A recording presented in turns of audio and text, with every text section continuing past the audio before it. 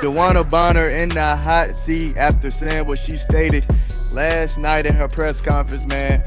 I can't lie, it does look like some hypocrisy going on. DeWanna Bonner continues to take shots at the Indiana Fever and the Fever fans. I think it's absolutely The audacity disgusting. is almost unbelievable. But Dana Bonner just redefined what it means to be delusional. In a stunning ESPN interview, she boldly stated, "I wouldn't change a thing." This, after walking away with $200,000 from the Indiana Fever, while leaving their fans and franchise hanging. She signed the contract, collected her paychecks for months, and then disappeared for 5 games, citing vague personal reasons. Not long after, she orchestrated her departure entirely. She's in Phoenix, playing the victim. I think my journey is my journey, and I'm going to accept that. It carried me to where I am in Phoenix, and it happened that way for a reason. I mean, really, that is a wild statement. You stole that money from Indiana. You signed up for that bread and didn't deliver. You didn't show up for work. You made up bullcrap excuses to not be at work. That level of arrogance is unrealistic, especially when you think about how Fever fans welcomed her like a hero. They had her back, treated her like royalty, and the whole time she was plotting her exit. If you're just as shocked and let down as the rest of us, hit that like button and comment "Investigate Bonner" below.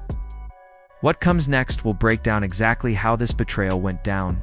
She came over here, she signed a max contract, she knew Phoenix didn't have the bread, she got 80 here and went and got the rest over there. I think it's trash. I wouldn't do anything differently. You took 80 grand from the Indiana Fever. You could have just signed. Like, that's one of the things, like, I don't understand why you take these interviews. I don't understand why someone would take an interview and say that, when the reality is that all you did was took a whole bunch of money from a team to not show up. Bonner's comments don't just miss the mark. They're a slap in the face to every single fan who poured their money, energy, and heart into backing her. For her to sit on national television and act like she didn't do anything wrong after taking that money and refusing to hold up her end of the bargain speaks volumes about her integrity, or the lack of it. You refused to show up to work while receiving money, while taking payment. You refused to show up and do the job. And let's be clear, you wasn't even good while you was here. You was shooting threes hitting the side of the backboard. But this is definitely going to be a part of her history, man. Because the new wave is taking over. These new fans are watching. So at the end of the day, yeah, it's going to be a part of her history, unfortunately, man. Bonner's comments aren't just tone deaf. They're a straight-up insult to every fan who invested their money, support, and trust in her. Watching her sit on national TV and act like she did nothing wrong after pocketing that money and walking away from her commitment says everything you need to know about her character or the lack thereof. This is DeWanna Bonner. I wouldn't do anything differently. I think my journey is my journey. I'm going to accept that. It carried me to where I am now in Phoenix, and it happened that way for a reason. It didn't happen that way for a reason. You forced yourself out of Indiana, DeWanna. But here's where it gets even more frustrating. Once you dig into the details and see how it all unfolded, a much bigger problem comes to light, one that exposes the cracks in how professional contracts are managed today. Some athletes are clearly getting way too comfortable cashing checks without facing real accountability, and it all starts with the most telling piece of evidence: the huge disconnect between what Bonner promised and what she actually brought to the table after signing that lucrative deal. I just don't understand this. I don't understand why DeWanna Bonner is taking these interviews at this point in time, because I'm like, look, you're in Phoenix, you've got what you wanted, you've got what everyone expected you wanted all along. Everything's gone your way. Indiana haters are going to love you because you screwed over the Fever. They're going to love you because you screwed over the Fever. Phoenix Mercury fans are going to love you. Rival fans are going to love you because you basically screwed over the Fever. Fever fans are going to hate you because you screwed over the Fever. We're talking about a seasoned veteran who averaged a disappointing 7.1 points per game, while throwing up bricks and jogging around like the game didn't matter. This wasn't a slump.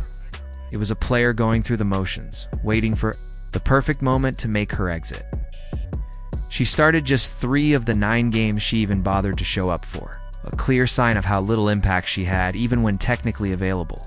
The stats back it up: 3.8 rebounds, 1.6 assists per game. That's bench-level production at best. Not exactly the leadership and consistency you expect from a high-priced veteran brought in to guide a young, motivated roster. She wasn't just underwhelming, she was practically invisible. First of all, the fans are the victim. The organization was the victim here. Like, why are we sitting here, she up in these articles like she was a victim, like she did, like something was done wrong? No, the fans are a victim. They welcomed you with open arms. They embraced you. And you turned your back and you quit. It's that simple. You quit. You refuse to show up to work. You wasn't hurt. You wasn't sick. It wasn't a personal no, you just didn't want to be on the team no more. And yet, despite the lackluster performance, And yet, even with all that underwhelming play, Fever fans stayed patient. They believed in her, hoped she'd bounce back, and gave her every benefit of the doubt. But instead of using that support as motivation, Bonner seemingly decided it wasn't worth the effort. She checked out. Meanwhile, the Fever front office had built their roster and cap space, expecting her to be a key piece. And how did she repay that trust? By vanishing the moment things got tough. It was a calculated move and a dangerous precedent. The message it sends: don't like your role? Just phone it in until you force a change.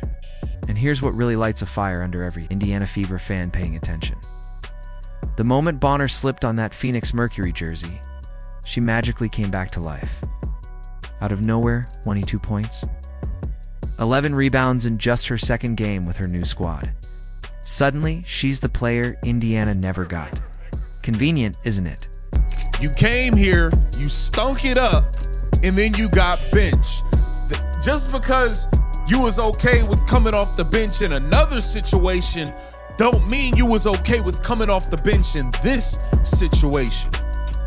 So I want to know what's the real? What's the real? Because you can't say while you was here you said, "Oh, I've never played in front of this many fans." You were embraced by the fans. You spoke highly of the fans while you were here. You were a starter, but you wasn't playing well. And that was nobody else's fault that you was shooting threes, hitting the side of the backboard, and you was smoking layups. And then your starting spot got took, and then all of a sudden you refused to show up to work. this isn't about a better system or In recent Fever history, what began as a promising partnership quickly dissolved into what many fans now view as calculated betrayal. The numbers don't lie. Her performance in Indiana was sluggish at best. A veteran averaging just 7.1 points per game with 3.8 rebounds and 1.6 assists is nowhere near what the team expected from someone brought in for stability and leadership. She wasn't just ineffective, she was barely present, starting only 3 of the 9 games she even showed up for. Still, Fever fans remained hopeful. They gave her time, cheered her on, and defended her when she struggled. But rather than respond with renewed effort, Bonner checked out. Whether it was due to being benched in favor of Lexi Hull or frustrations with the team's style of play, she disappeared with vague personal reasons, only to re-emerge in Phoenix like a brand new player.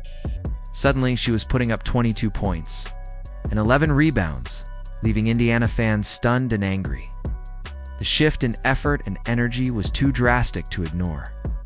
It wasn't just a change of scenery, it was the revelation of intent. Bonner gave up on Indiana, plain and simple. The goodwill, the sold jerseys, the fans who defended her, all of it discarded the moment her role shifted. Her public statements now claim she gave it her all, but those watching know better. The contrast between her Indiana and Phoenix performances makes that clear. What's worse is the silence from the Fever organization. Fans are left piecing together the story from interviews and speculation. Was she promised a starter role that was later revoked? Did she feel disrespected? So why didn't the front office get ahead of it or clarify the situation?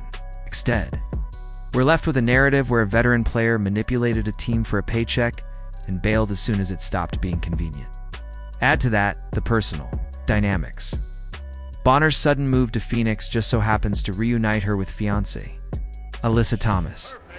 It doesn't feel like a coincidence, it feels orchestrated. And in that light, the entire Indiana stint seems like a stepping stone she never intended to take seriously. This saga is a wake-up call for Indiana's front office. They need to assert stronger leadership, communicate clearer expectations, and, above all, protect the integrity of their culture. Letting veterans exploit the system without consequence only damages trust and derails progress. Moving forward, every decision must be about building a team that values commitment over convenience. Because if the Bonner experience taught us anything, it's that talent means nothing without integrity.